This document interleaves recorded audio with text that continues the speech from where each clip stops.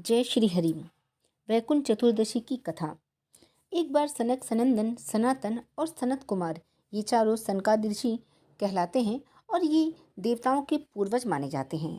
संपूर्ण लोकों से विरक्त होकर चित्त की शांति के लिए भगवान विष्णु के दर्शन के लिए वैकुंठ लोक में गए। वैकुंठ के द्वार पर जय और विजय नाम के दो द्वारपाल पहरा दिया करते थे। जय और विजय इन सनकादिक ऋषियों को द्वार पर ही रोक दिया। वैकुंठ लोक के भीतर उन्होंने उनको जाने से मना कर दिया।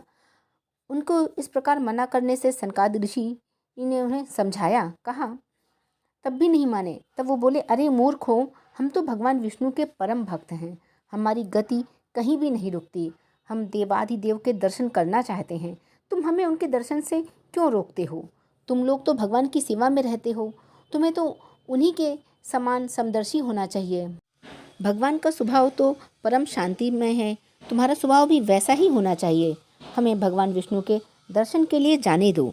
ऋषियों के इस प्रकार कहने पर भी जय और विजय उन्हें वैकुंठ के अंदर जाने से रोकने लगे। उन्होंने कहा कि तुम भगवान विष्णु के साथ रहकर भी अहंकारी हो, तुम में अहंकार आ गया है और अहंकारी का वास वैकुंठ में नहीं हो सकता, इसलिए हम तुम्हें श्राप देते हैं, तुम लोग पाप योनि में जाओगे और अपने पाप का फल भुगतोगे।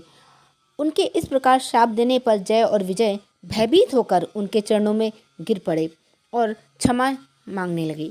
यह जानकर सनकादिक ऋषि भेंट करने आए हैं।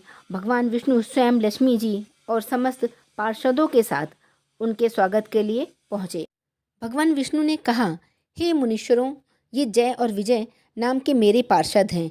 इन दोनों ने अहंकार बुद्धि को धारण कर आपका अपमान करने का अपराध किया है।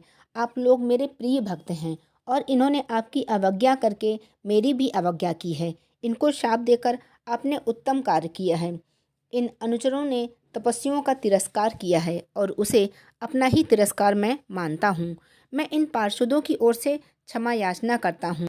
सेवकों का अपराध होने पर भी संसार स्वामी का ही अपराध मानता है, अतः मैं आप लोगों की प्रसन्नता के लिए भिक्षा चाहता हूँ। भगवान इन मधुर वचनों से सनकादिक ऋषियों का क्रोध तत्काल शांत हो गया।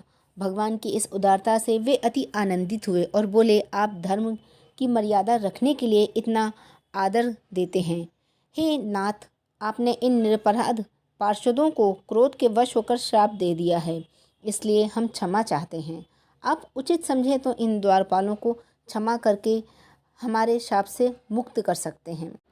भगवान विष्णु ने कहा, हे मुनिगण, मैं सर्वशक्तिमान होने के बाद भी ब्राह्मणों के वचन को असत्य नहीं करना चाहता, क्योंकि इससे धर्म का उल्लंघन होता है। आपने जो शाप दिया है वह मेरे ही प्रेरणा से हुआ है। ये अवश्य ही दंड के भागी हैं। ये 3 जन्म असुर योनि को प्राप्त करेंगे और तीनों बार मैं स्वयं इनका संहार करूँगा। ये मुझसे शत्रु भाव रखते हुए मेरे ही ध्यान में लीन रहेंगे। मेरे द्वारा इनका संहार होने के बाद ये पुनः इस धाम में वापस आ जाएंगे। तो ये है भगवान विष्णु की और सनकादिक ऋषियों की कथा, साथ ही उनके जो द्वारपाल हैं जय और विजय कि कैसे उन्होंने शाप पाया। तो उम्मीद करते हैं ये कहानी आपको अच्छी लगी होगी, और अच्छी लगी हो तो कमेंट सेक्शन में जय श्री हरि ज़रूर लिखिए।